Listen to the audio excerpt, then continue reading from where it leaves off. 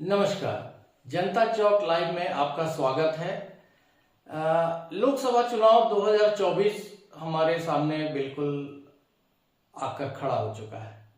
पिछले लोकसभा चुनाव 2019 में 11 अप्रैल से 9 मई तक चुनाव हुए थे। उस हिसाब से अभी हमारे सामने लगभग 4.5 महीने का वक्त अभी और बाकी रह गए हुए हैं। मुजफ्फरपुर जो है वो राजनीतिक पृष्ठभूमि से बहुत ही ज्वलंत स्थल के रूप में लोग जानते हैं। यहाँ राजनीतिक सरगर्मी पिछले कुछ दिनों पहले जब अमित शाह जी आए थे यहाँ, जब उनकी मीटिंग हुई थी, तब राजनीतिक सरगर्मी और भी ज्यादा तेज हो गई और सभी नुक्कड़ चौक चौराहों पर इस बात की चर्चा काफी तेज हो गई कि कहां से, किस दल से, कौन प्रत्याशी की संभावना है टिकट मिलने की, जीतने की इत्यादि। तो इन सभी बातों के बारे में बात करने के लिए हमारे साथ आज उपस्थित हैं विवेश त्रिवेदी जी, जो वरीय पत्रकार रह चुके हैं और विभिन्न पत्र पत्रिकाओं में जैसे जनसत्ता, दैनिक जागरण, हिंदुस्तान, नवभारत टाइम्स आदि में बेबाक पत्रकारिता के लिए जाने जाते रहे हैं। मुजफ्फरपुर जिले में 2 लोकसभा क्षेत्र आते हैं, एक मुजफ्फरपुर और दूसरा वैशाली। तो आज हम लोग वैशाली लोकसभा क्षेत्र के बारे में बात करने वाले हैं। तो विवेश जी, आज हमको यहां से बताइए कि वैशाली लोकसभा क्षेत्र इतनी सुर्खियों में क्यों है? जी बिल्कुल सही सवाल है आपका। वास्तव में वैशाली लोकसभा क्षेत्र आज की तारीख में पूरे बिहार में बहुत सुर्खियों में है। इसके कई कारण दिखाई दे रहे हैं। एक कारण जिसकी चर्चा आपने ही कर दी कि गृह मंत्री अमित शाह आए हुए थे और उन्होंने वैशाली लोकसभा क्षेत्र की सीमा पर पताही एयरपोर्ट पर एक बड़ी सभा को संबोधित किया। आपने भी बताया कि मुजफ्फरपुर में जिले में 2 पार्लियामेंट्री क्षेत्र है, मुजफ्फरपुर और वैशाली, तो दोनों की सीमा पर है पताही एयरपोर्ट और वहां से उन्होंने सभा को संबोधित किया। चुनाव के 4-5 महीने पहले गृह मंत्री की सभा हो रही है, तो राजनीतिक तापमान बढ़ना ही बढ़ना है। और दूसरा कारण है इसका है कि यहाँ की जो सिटिंग एमपी हैं वो पाला बदली है अभी अभी, इसलिए भी सुर्खियों में आ गया है। वो कल तक पशुपति कुमार पारस के साथ नजर आ रही थी, अब वो चिराग पासवान के साथ नजर आ रही है। इससे पहले आप कुछ दिन पहले देखेंगे तो उनकी तस्वीर कभी प्रधानमंत्री के साथ आ रही थी, कभी मुख्यमंत्री के साथ, पीएम सीएम के बाद पशुपति पारस और फिर चिराग पासवान, इसलिए भी वैशाली सुर्खियों में है। और सुर्खियों में रहने का कारण है वैशाली, एक पूर्व मंत्री है अजीत कुमार, उन्होंने हाल फिलहाल में भाजपा की सदस्यता ग्रहण की है और वो खुद वैशाली के दावेदार है, वैशाली से टिकट के दावेदार है, सशक्त दावेदार है। और एक और पूर्व सांसद है रामा किशोर सिंह, वैशाली से वो जीत चुके हैं। वो वैशाली पर दावा करते हुए पटना में संकल्प सभा का आयोजन किए हैं। तो इन सब कारणों से वैशाली इस समय सुर्खियों में है, जाहिर सी बात है सुर्खियों में। आगे बढ़ने से पहले मैं आपको बता दूं कि आज आपको वैशाली संसदीय क्षेत्र के बारे में बहुत रोचक और दिलचस्प जानकारियां हासिल होंगी। वरिष्ठ राजनीतिक समीक्षक अजय कुमार से मेरी उन सवालों पर बातें होंगी जो सवाल मुजफ्फरपुर से पटना दिल्ली तक आम लोगों, राजनीतिक दलों के नेताओं, कार्यकर्ताओं के मन में उठ रहे हैं। मैं आपको वैशाली संसदीय क्षेत्र के जमीनी हकीकत से अवगत कराऊंगा, क्योंकि वैशाली की करवट इस बार लोगों को चौंकाएगी। आगे बढ़ने से पहले आपसे रिक्वेस्ट है कि आप मेरे चैनल जनता चौक लाइव को लाइक करें, सब्सक्राइब करें और इसे अंत तक देखें, क्योंकि अभी ही चुनाव से आने में अभी देर है 4-5 महीने का, लेकिन अभी ही गलाकाट प्रतिस्पर्धा शुरू हो गई है। आप गौर करेंगे तो सांसद बीना देवी की विनीता विजय और इंजीनियर रविंद्र सिंह से प्रतिस्पर्धा है, पूर्व मंत्री सुरेश शर्मा की पूर्व मंत्री अजीत कुमार से प्रतिस्पर्धा है, विधायक अशोक सिंह की विधायक राजू सिंह से प्रतिस्पर्धा है और इस प्रतिस्पर्धा का प्रभाव गृह मंत्री अमित शाह के मुजफ्फरपुर में आयोजित कार्यक्रम पर भी पड़ा। कार्यक्रम की तैयारी के दौरान कई वरिष्ठ भाजपा नेताओं को यह कहते हुए देखा गया कि हम क्यों भीड़ जुटाएं, भीड़ वो जुटाएं जिनको टिकट चाहिए, और जिनको जिनको टिकट चाहिए उनको इस बार भीड़ जुटाने में अपनी औकात का पता चल जाएगा। तो बहरहाल मैं यहां पर यह सर्टिफिकेट नहीं देने आया हूं कि अमित शाह की सभा में किसने कितनी भीड़ जुटाई। यह जांचना परखना पता करना आपका काम है कि कौन कितने पानी में है।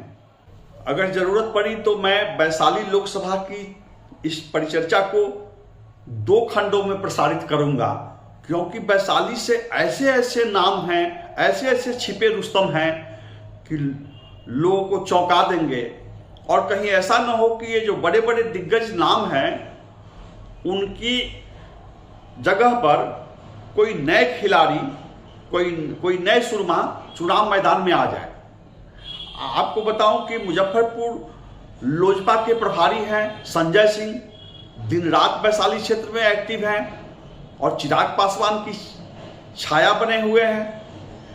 एक और है जो पूर्व प्रभारी हैं मुजफ्फरपुर लोजपा के रविंद्र सिंह, वो लगे हुए हैं।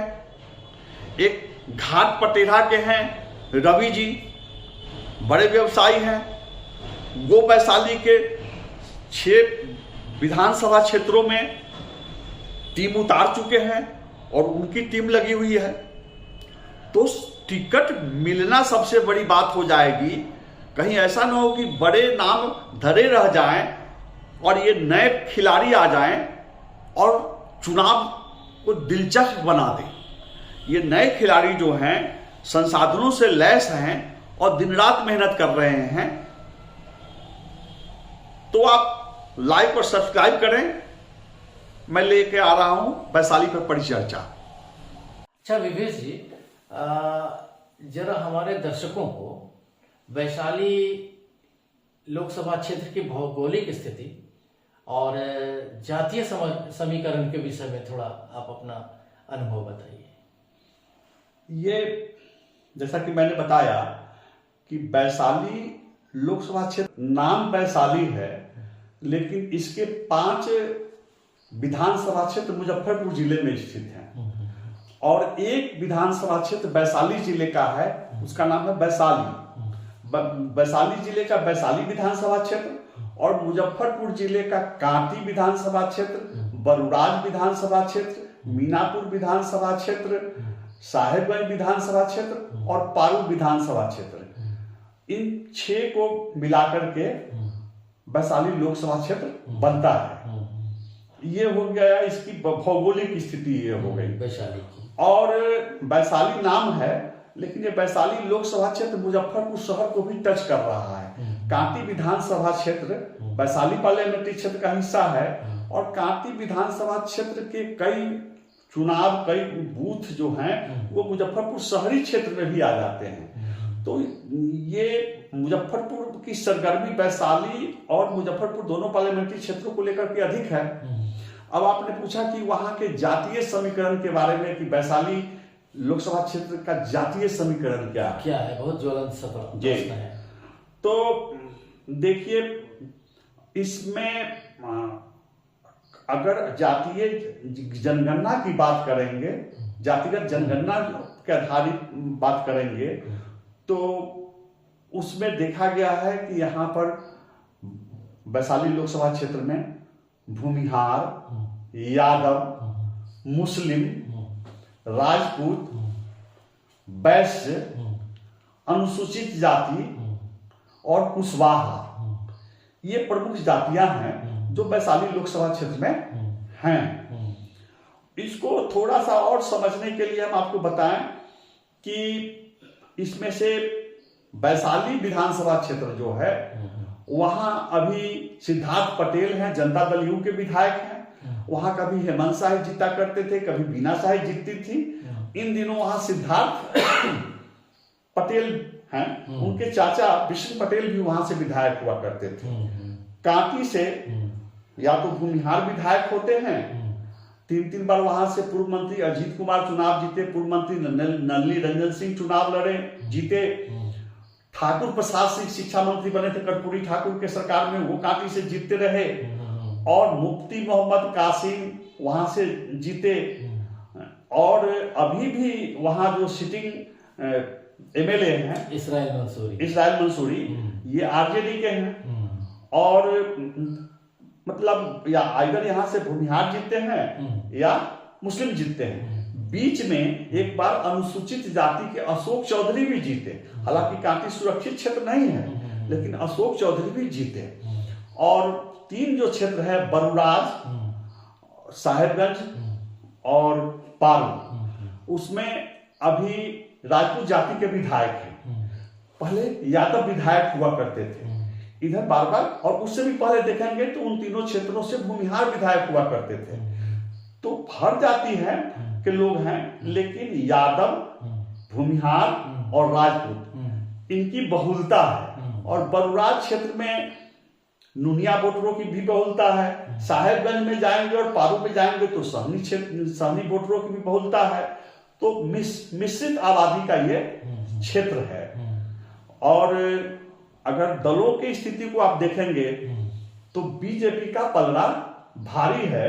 बीजेपी के 3 सिटिंग विधायक है वहां। पारू से अशोक सिंह विधायक हैं, साहेबगंज से राजू सिंह विधायक हैं और बरुराज से अरुण सिंह विधायक हैं। 3 राजपूत हैं और एक यादव है मीनापुर में, मुन्ना यादव, कांटी से मुस्लिम है और वैशाली से पटेल कुर्मी जाति के हैं।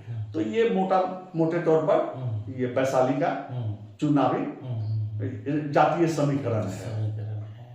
विवेक जी, हमको एक चीज और बताइए, वैशाली से कब कब कौन सांसद निर्वाचित हुए हैं, उन लोगों के बारे में थोड़ा बताइए। हाँ, मैं बताऊं आपको कि 1977 में वैशाली लोकसभा क्षेत्र अस्तित्व में आया। पहले मुजफ्फरपुर उत्तरी, दक्षिणी, पश्चिमी करके ये लोकसभा क्षेत्र होते थे। ये जो परिसीमन हुआ था तो 1977 में परिसीमन के बाद पहली बार चुनाव हुआ था वैशाली लोकसभा क्षेत्र का। वहां से वैशाली से उस समय दिग्विजय नारायण सिंह जीते थे 77 में। 80 में जब जनता पार्टी की सरकार गिर गई, 80 में दिग्विजय नारायण सिंह वहां से जनता पार्टी के टिकट पर ही लड़े, लेकिन वो वैशाली से मुजफ्फरपुर लड़ने चले आए और वहां जनता पार्टी के टिकट पर खड़ी हो गई किशोरी सिन्हा। पूर्व मुख्यमंत्री सत्येंद्र नारायण सिंह की पत्नी किशोरी सिन्हा कांग्रेस कैंडिडेट हो गई और उनका मुकाबला एलपी शाही, कांग्रेस के एलपी शाही से हुआ वैशाली में 1980 में जी।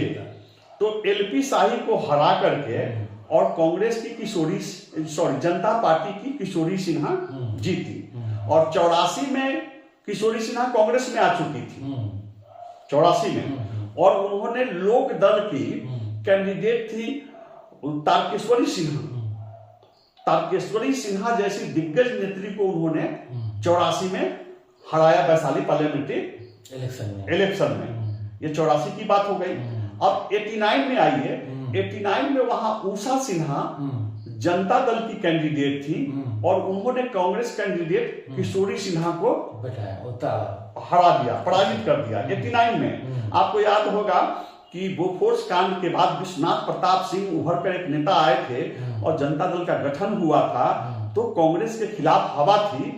तो उस चुनाव में उषा सिन्हा जो कैंडिडेट थी उन्होंने हरा दिया किनको, तो किशोरी सिन्हा, कांग्रेस की कैंडिडेट किशोरी सिन्हा को हरा दिया। ये आपका 89 का हो गया। अब 89 के बाद फिर 91 आता है। 91 में वहां पर शिवशरण सिंह विधायक बने।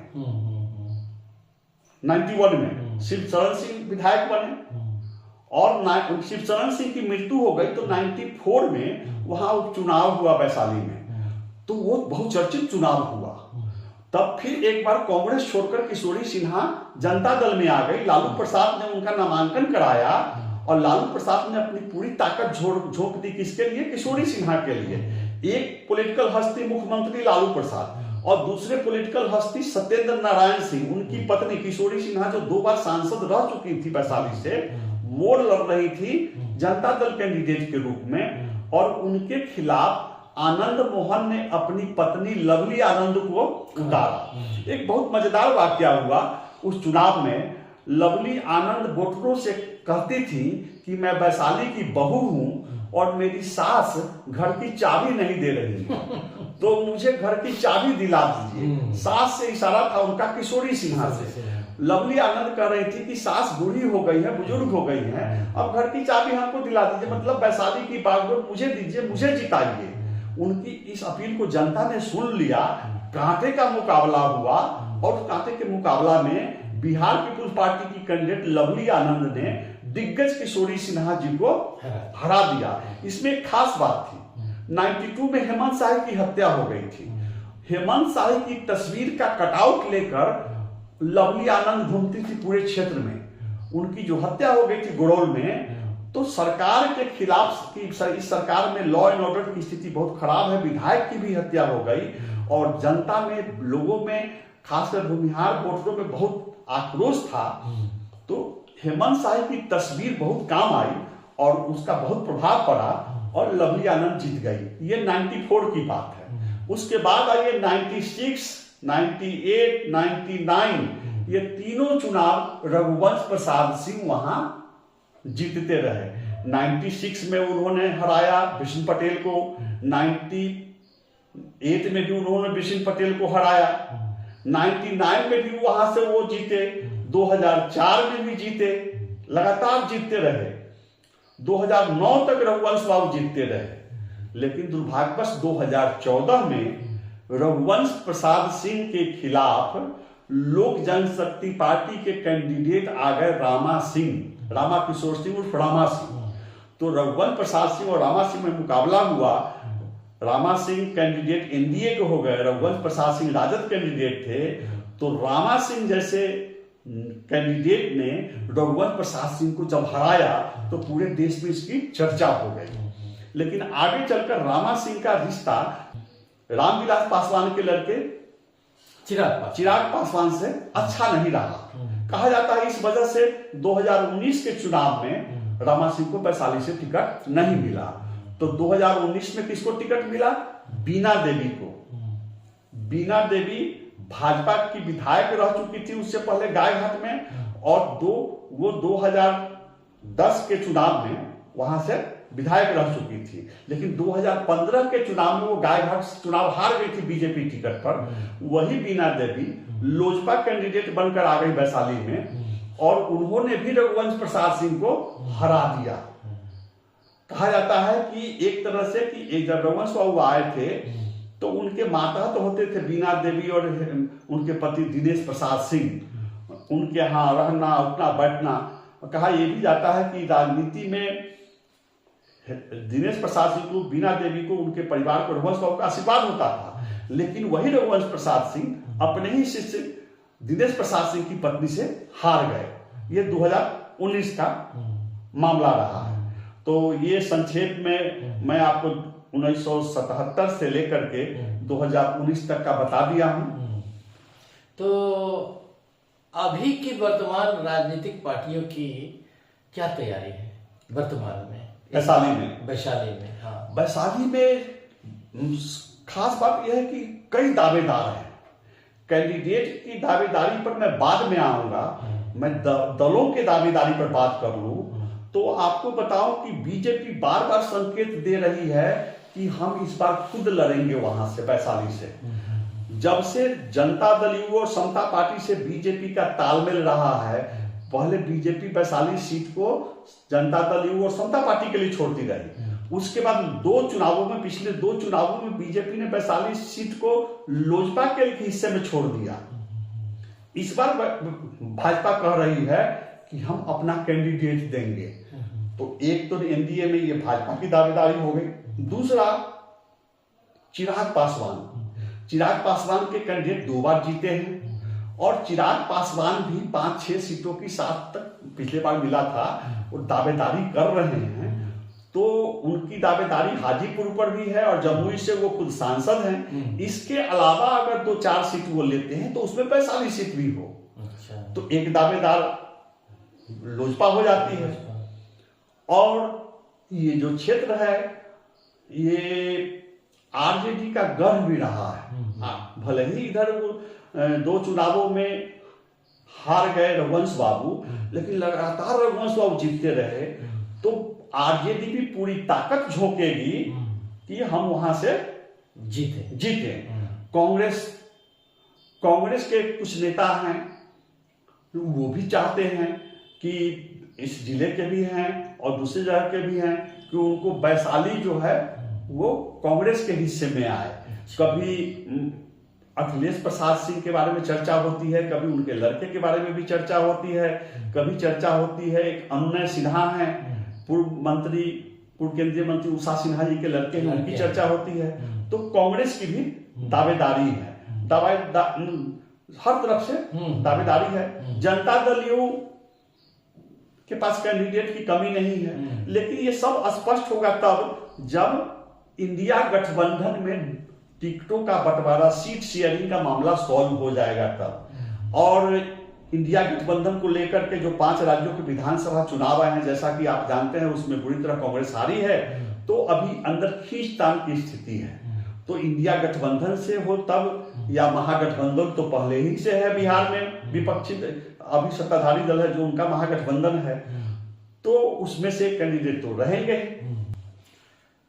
अभी एनडीए में जितनी पार्टियां हैं उसमें कौन कौन प्रमुख दावेदार आपको लग रहे हैं अभी?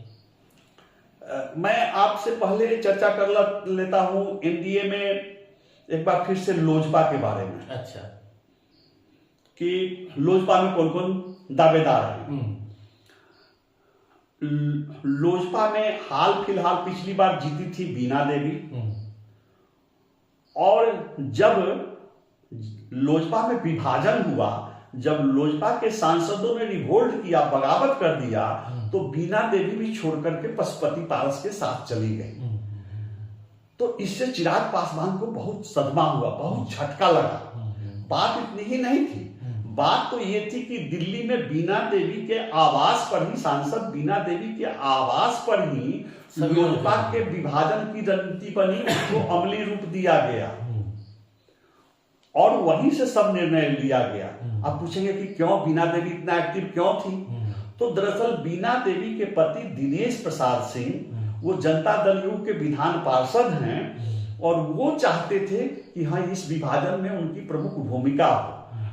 उन दिनों की स्थिति को आप याद करेंगे तो नीतीश कुमार, मुख्यमंत्री नीतीश कुमार उनसे काफी नाराज चल रहे थे, उन पर अनुशासनात्मक कार्रवाई हो रही थी दल में, क्योंकि 2020 के विधानसभा चुनाव में गायघाट विधानसभा क्षेत्र में जनता दल यू के कैंडिडेट थे महेश्वर प्रसाद यादव, और जनता दल यू के कैंडिडेट महेश्वर प्रसाद यादव के खिलाफ दिनेश प्रसाद सिंह ने अपनी लड़की कोमल सिंह को कैंडिडेट बना दिया था लोजपा से, और कोमल सिंह लड़ गई तो जनता दल यू का, या कहिए एनडीए का वोट बट गया और जीत हो गई निरंजन यादव की, आरजेडी कैंडिडेट की जीत हो गई।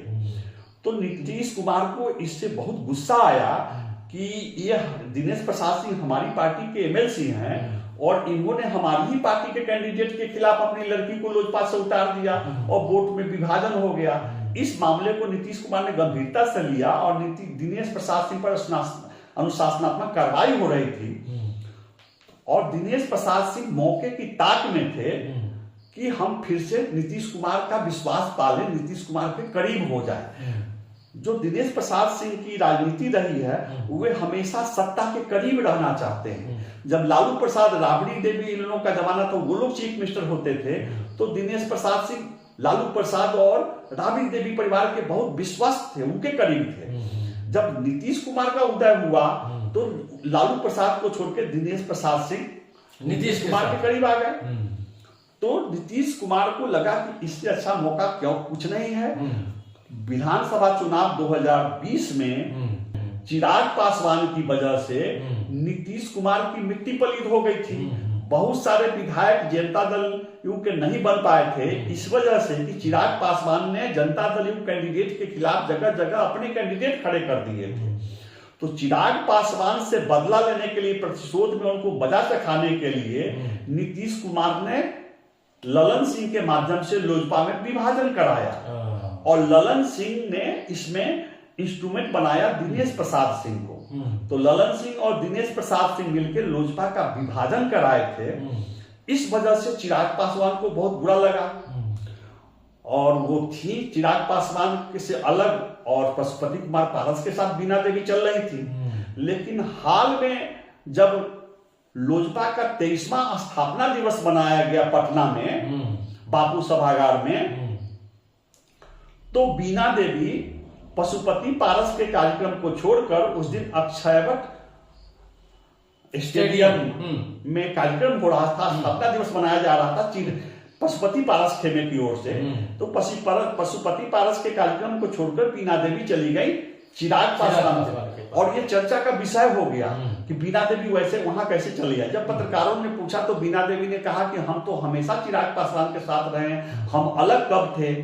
ये फिर से ये उनकी कोशिश है कि हम अपना रिश्ता चिराग पासवान से जोड़ लें। उनको पता है कि पशुपति पारस को अतिरिक्त टिकट नहीं मिलने जा रहा है, पशुपति पारस को अपना टिकट चाहिए, उनके भतीजे प्रिंस राज के लिए टिकट चाहिए, एक और टिकट ले लें तो उनके साथ सूरजभान सिंह के भाई भी हैं नवादा में, तो 3 से ज्यादा टिकट वो ले नहीं पाएंगे पशुपति पारस।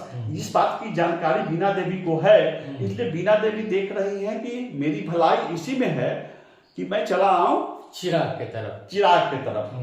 तो वो चिराग की तरफ आ रही हैं। लेकिन सवाल है कि बीना देवी आ तो गई है, लेकिन चिराग पासवान को कितने टिकट मिलेंगे एनडीए में। चिराग पासवान को अपने लिए चाहिए एक हाजीपुर भी सीट चाहिए, उनको अरुण सिंह के लिए जहानाबाद सीट चाहिए। तो अभी ये कहना मुश्किल है कि वो वैशाली सीट मिल भी जाए चिराग पासवान को, और सपोज कीजिए कि वैशाली सीट चिराग पासवान को मिल भी जाए तो चिराग पासवान के पास कई विकल्प हैं। चिराग पासवान भूमिहार कैंडिडेट भी एक विकल्प के रूप में लेकर चल रहे हैं और राजपूत कैंडिडेट भी विकल्प के रूप में ले चल रहे हैं। बीना देवी की विश्वसनीयता रही एक बार फिर से अगर चिराग पासवान बीना देवी के लिए भरोसा करेंगे और बीना देवी जीत भी जाती हैं तो वो चिराग पासवान के साथ कब तक रहेंगे कोई ठीक नहीं है। तो ऐसी स्थिति में एक महनार की तरफ के हैं इंजीनियर रविंद्र सिंह, उन्होंने मुजफ्फरपुर में क्षत्रिय सम्मेलन कराया था, चर्चित हुआ था। इंजीनियर रविंद्र सिंह व्यवसायी हैं, उद्यमी हैं और इन दिनों छाया के तरफ चिराग पासवान के साथ देखे जाते हैं। और इन दिनों ही नहीं, जब चिराग पासवान को छोड़कर सब लोग चले गए थे उस समय भी इंजीनियर रविंद्र सिंह चिराग पासवान के साथ होते थे।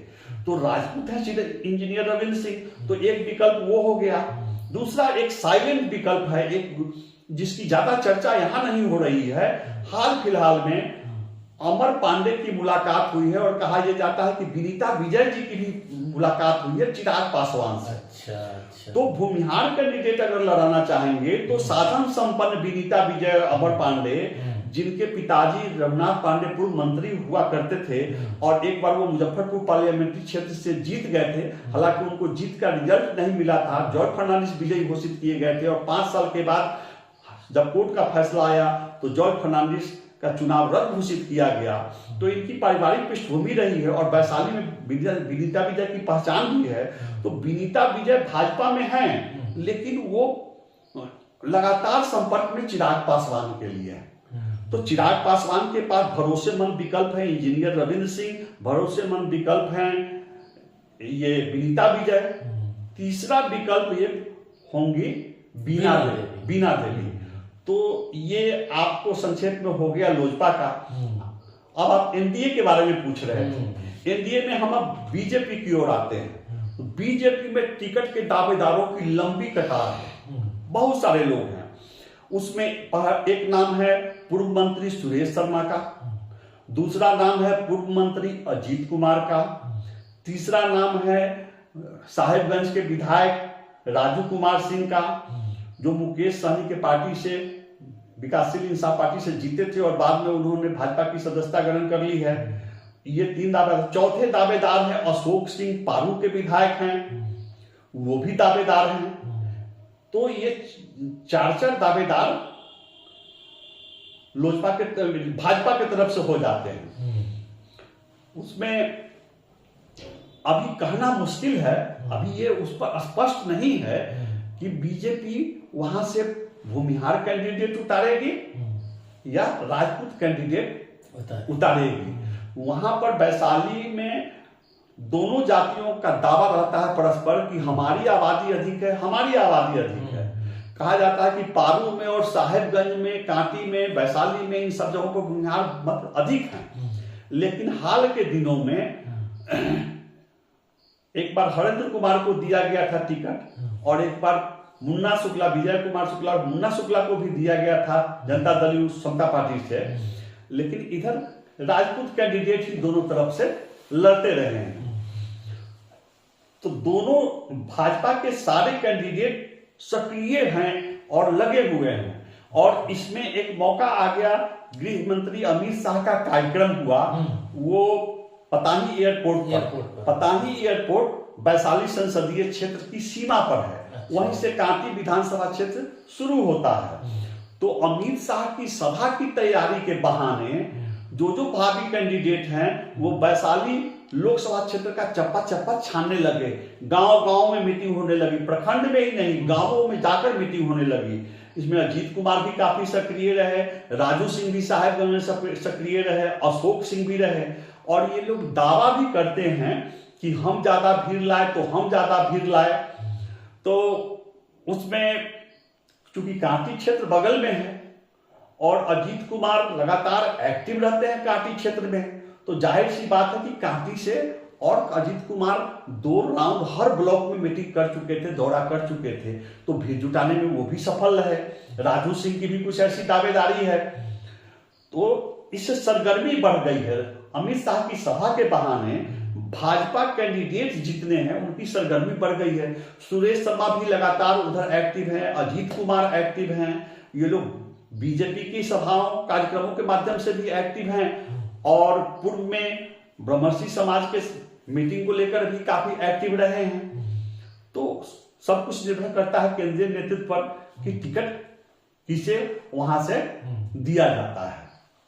अच्छा, एक बात बताइए, राजद की क्या तैयारी है इस वैशाली लोकसभा क्षेत्र के बारे में? राजद के बारे में यहाँ के नेता चुप्पी साध ले रहे हैं। आपका बहुत अच्छा सवाल है। राजद एक बहुत महत्वपूर्ण पार्टी है और कोई भी कैंडिडेट एनडीए का हो, राजद से कड़ा मुकाबला होने जा रहा है।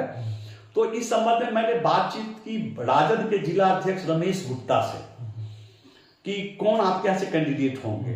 तो रमेश गुप्ता बोले कि देखिए ये सब तो पटना से तय होता है, हमारे नेतृत्व के लोग तय करेंगे। हम लोगों की इच्छा यही है कि अगर एनडीए से राजपूत कैंडिडेट आए तो हम भूमिहार कैंडिडेट उतारें, और अगर एनडीए से भूमिहार कैंडिडेट आए तो हम राजपूत कैंडिडेट उतारें। और हम लोग अपनी यही राय लालू प्रसाद जी को भी दे चुके हैं और तेजस्वी यादव जी को दे चुके हैं। तो मैं चौंका कि आप लोग भूमिहार कैंडिडेट क्यों मांग रहे हैं। तो रमेश गुप्ता जी ने कहा, जो जिलाध्यक्ष हैं, कि लगातार हर लोकसभा चुनाव में यादव जाति के लोग, मुस्लिम लोग रघुवंश प्रसाद सिंह को वोट देते रहे। मतलब हम लोग सारे लोग, राजद का जो वोट है वो एक राजपूत कैंडिडेट को मिलता है। लेकिन जब विधानसभा चुनाव की बारी आती है तो राजपूत समाज के लोग किसी भी राजद कैंडिडेट को वोट नहीं देते हैं। तो हम लोग एक तरफा दे रहे हैं और हमारे कैंडिडेट अब हारने लगे हैं। राजद को इस बात की बेचैनी है, राजद में आक्रोश है कि हम बार बार साहेबगंज लूज कर रहे हैं, हम बार बार बरुराज लूज कर रहे हैं, हम बार बार पारू लूज कर रहे हैं, और वहां के राजद के कैंडिडेट जो बार बार हार रहे हैं। तो कहा जाता है कि कलेजे पर सांप लौटना, और इसके लिए आरजेडी के लोग सीधे सीधे राजपूत समाज को दोषी ठहराते हैं कि साहब आप लोकसभा चुनाव में तो राजद के पक्ष में आ जाते हैं और जैसे ही विधानसभा चुनाव की बारी आती है तो आप चले आते हैं अपने स्वजातीय भाजपाई एनडीए कैंडिडेट की ओर चले आते हैं। तो हम लोग ऐसा बोले हैं कि भूमिहार को भी दिया जाए। तो हम समझे कि एक आदमी की बात पर नहीं जाना चाहिए। राजद में ही एक और है जयशंकर प्रसाद यादव, जो प्रदेश महासचिव है राजद के। तो यहाँ जिले की राजनीति में जयशंकर प्रसाद यादव और रमेश गुप्ता में उतने अच्छे रिश्ते नहीं हैं। अच्छा। तो मैं सोचा कि दूसरे खेमे की भी राय ले लूं। तो जयशंकर प्रसाद यादव का भी यही कहना है कि हमारे यहाँ अभी कैंडिडेट कोई फाइनल नहीं है, जो भी फाइनल होगा नेतृत्व के द्वारा किया जाएगा। लेकिन हम लोग इस पक्ष में हैं कि इस बार भूमिहार कैंडिडेट को दिया जाए।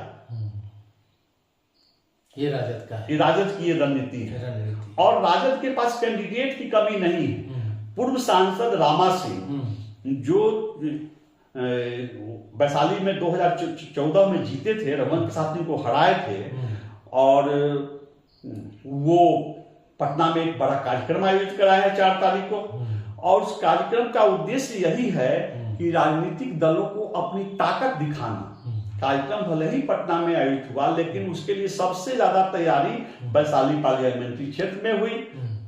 ऐसे पूरे वैशाली जिले में तैयारी उन्होंने की, वो शिवहर भी गए, हर जगह गए। लेकिन वैशाली से भीड़ ले जाने का एक उद्देश्य ये था कि ये दिखाना राजनीतिक दलों को कि रामा सिंह के साथ जनाधार है, और इसमें वो पटना में भीड़ जुटाए हैं। अब ये वक्त बताएगा कि रामा सिंह जो पटना में कार्यक्रम करके, संकल्प सभा करके जो भीड़ जुटाए हैं, इससे कौन कितना प्रभावित होता है। उनकी पहली प्राथमिकता अभी तक जो दिखाई दे रही है उसमें है कि वो चाहते हैं कि आरजेडी से टिकट मिले। अच्छा। वो तेजस्वी यादव के संपर्क में है, लालू प्रसाद जी के संपर्क में है, और आज से नहीं है, पहले से ही है।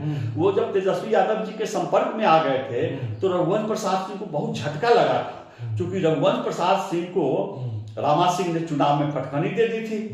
तो रघुवंश प्रसाद सिंह को हराने वाले रामा सिंह जब आरजेडी के नेताओं के संपर्क में आने लगे तो रघुवंश प्रसाद सिंह मुखर हो गए थे। उनकी मौत से पहले, कोरोना से उनकी मौत हुई, लेकिन उससे पहले इस बात को लेकर उनको काफी सदमा हुआ था। तो अब रोकने वाले रघुवंश प्रसाद सिंह भी नहीं है, रास्ता नहीं रोक पाएगा कोई, तो रामा सिंह भी है। और इसके अलावे भी आरजेडी के पास भूमिहार में और यादव में कई सारे विकल्प हैं। अच्छा विवेश जी, एक चीज बताइए, लोजपा के बारे में क्या लग रहा है? वैशाली में अपना कैंडिडेट खड़ा करेगी या वो अपना दावा छोड़ देगी? ये इस पर निर्भर करता है। अभी कोशिश चल रही है, दबाव बनाया जा रहा है कि लोजपा के दोनों घटक दलों में एका कर दिया जाए।